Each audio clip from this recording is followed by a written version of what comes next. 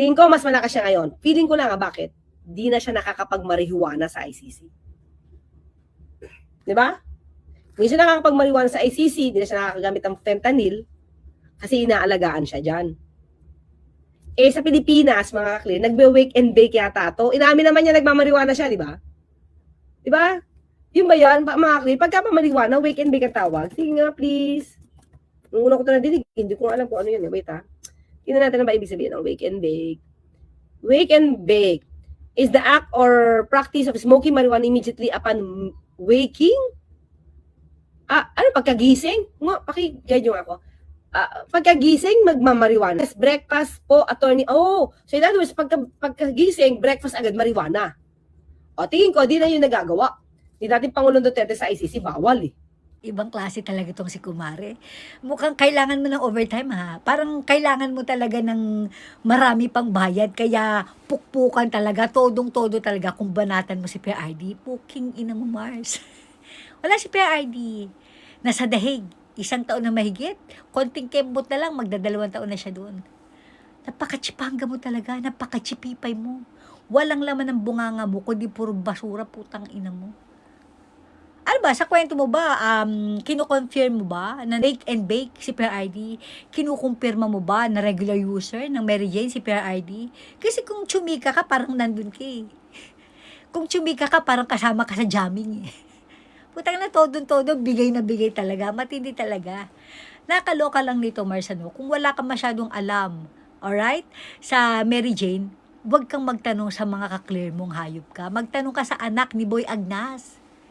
Pagtanong ka sa anak ni Boying, dahil yan ang kaso niya, Mary Jane. Di ba nahulihan ng Mary Jane yung putang inang yan?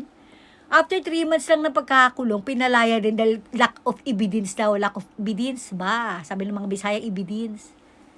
Nakakaloka. Putang ina mo, talaga kung banatan mo si PRD, todo-todo. Talagang matindihan, very libelous, very scandalous, very bulgaran, talagang sagad-sagaran, walang hiyaan. Magkano ba bigayan, Mars? Baka naman. Ka ba naman talaga chipanga? Pati yung fentanyl dinamay mo. Mars, ang fentanyl, legal yan. Merong prescription ng doktor yan. Sana, nung chinika mo yung fentanyl, kinumpleto mo yung hanash.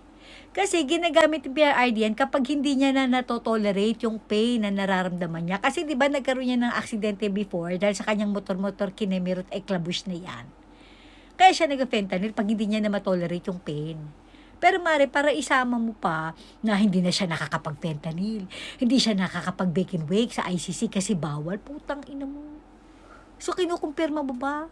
Sinasabi mo ba sa mga Pilipino na nakikinig sa'yo na si PRD ay judictus? Okay, sa Mary Jane. Inaalmusal niya yan, ganun. Na hindi niya na magawa kasi bawal sa ICC. So sinasabi mo na regular niyang ginagawa yun na sa Pilipinas pa lang siya, ganun. Putang ina mo, Mars, gigil na gigil ka, masyado mong tinutudo. Putang ina mo, pag nategi si Bangag, patay ka rin. Mars, tandaan mo, lahat ng mga sinasabi mong kasinungalingan, lahat ng sinasabi mong paninira kay PRD at sa pamilya niya at sa mga kaalyado nito, darating ang panahon, ikaw naman na magtatago dahil ikaw naman na magkakakaso. Napaka-chipanga mo, Mars. Again, uulitin ko, para sa isang matalino dapat na abogada, hindi ganyan. Tang ina mo, tigilan mo yung kakapuna sa dungis ng iba. Tingnan mo yung mukha mo. Tingnan mo yung puday mo, maluwag na. Sa dami ng perang siniksik, sa kifi mong puking ina mo, ang luwag mo na. At bago ka again mamintas ng mukha ng iba, tingnan mo yung mukha ng amo mo. Tingnan mo yung mukha ng nagbibigay ng maleta sa'yo dahil mas madungis pa yan. Kaysa sa binabanatan mo, putang ina mo, puking. Kakaloka, Mars. Gigil na gigil eh. Pag tinodo ba talaga, mas mataas ang rating? Puta ka naman, marami ka pangangailangan sa buhay. Putang ina to, Mars. Again, pag nategi si Bangag o nawala sa pwesto yung amo mo, putang ina mo ka, hindi mo alam kung saan ka pupulutin. Masyado mong tinutodo, hayop ka. Packer! Packer!